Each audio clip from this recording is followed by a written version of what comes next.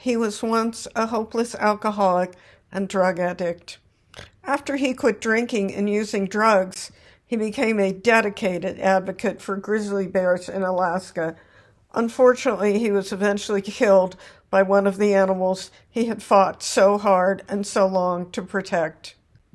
I'm talking about Timothy Treadwell, a controversial American wildlife advocate, environmental protectionist, and documentary filmmaker who lived among the bears in Alaska's Katmai National Park for 13 summers.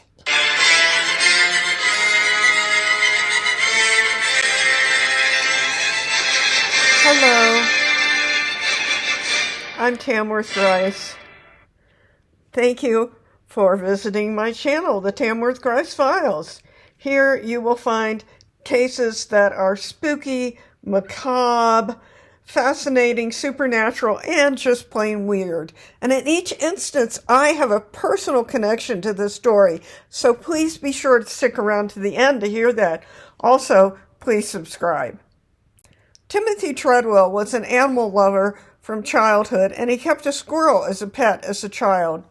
His parents would later say his personality changed when he went off to college on a swimming and diving scholarship. There he began to make wild, fictitious claims about his identity. Sometimes he'd say he was Australian, like the famous movie character Crocodile Dundee, and other times he'd claim to be from the UK.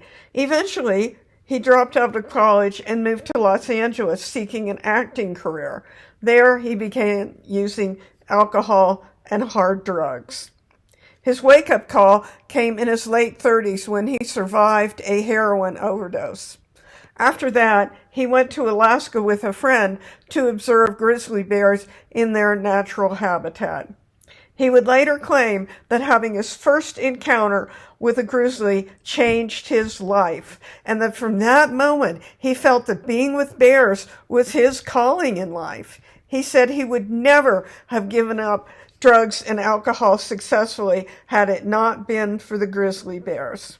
He went on to live among bears in Alaska's Katmai National Park and Preserve for 13 summers, documenting his experiences with them in his writings, in books, and on film. He believed he had a, quote, bond of trust, unquote, with the animals. Indeed, his videos show him with the bears at a perilous closeness. He talked to them, named them, and bathed in streams with them.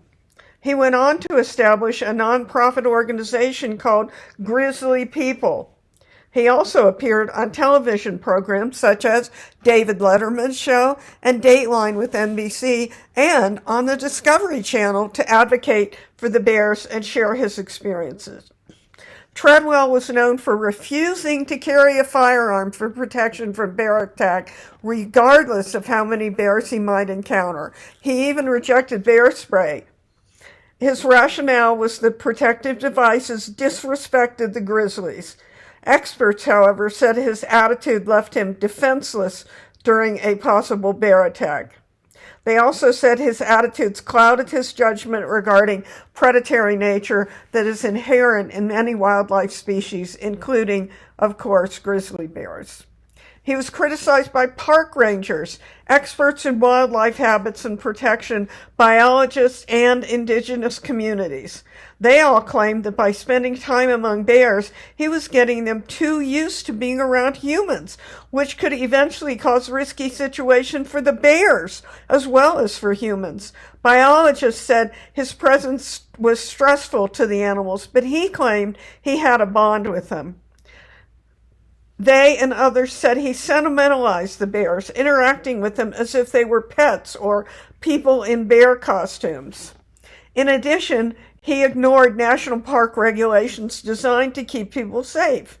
The Park Service accused him of camping in the same area longer than the 7-day limit, harassing wildlife, improperly storing food, and other things. Park officials also felt that bears in Katmai National Park were sufficiently protected so that Treadwell's presence and his stated aim of protecting the bears was not needed.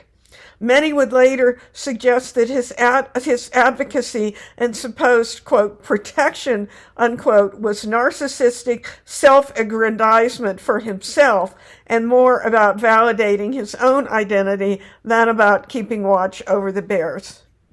Meanwhile, many native Alaskans said Treadwell seemed to be trying to be a bear as he invaded the bear's territory. The natives felt he was ignoring a sacred boundary between humans and animals.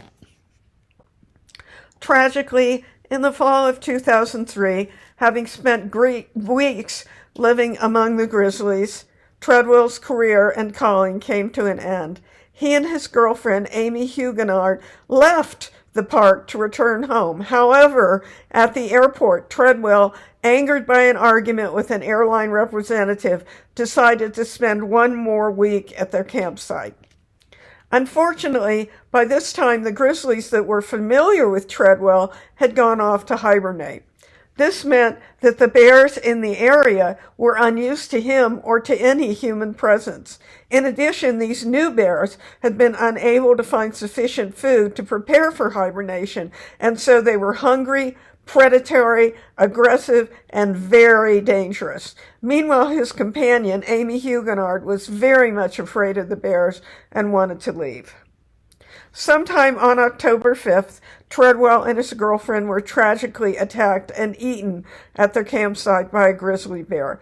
A video camera left on, but with its lens covered, recorded the attack in audio only.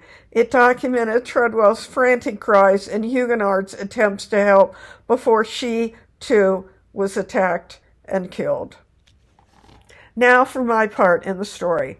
I live in northern Arizona, where black bears, not grizzlies, and much less dangerous than grizzlies, are not unusual. When I first moved here, I went for one of my first hikes in the area.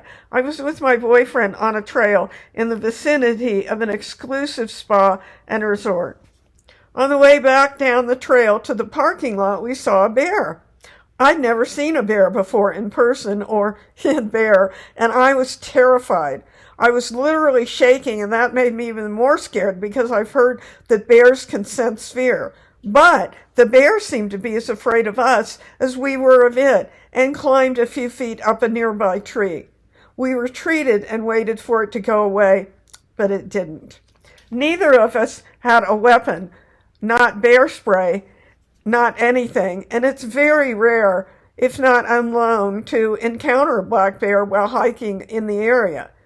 We noticed a clearing off to the side of the trail, and we withdrew as far as possible into that clearing. Shortly after that, the bear came lumbering up the trail and passed us without incident. We later learned that tourists at the resort had been feeding the bear, which is illegal and which was why it was in the vicinity. Wildlife workers came and killed it, which was sad, but there's a saying in these parts: a fed bear, meaning a bear fed by humans, becomes a dead bear. The point is, as the bear becomes used to being fed, it ventures closer and closer to humans because it poses a risk it must be put down. So, what do you think? Was Timothy Treadwell a sincere wildlife advocate and bear protector, or was he a self-aggrandizing, publicity-seeking narcissist? Have you ever encountered a bear or other dangerous animal in the wild? What happened during that encounter? Leave your answers in the comments. Thanks for watching. If you found this story compelling, please subscribe because I really need subscribers. This is Tamworth Grice signing off. Until next time, stay wonderful, stay weird, and have beautiful dreams.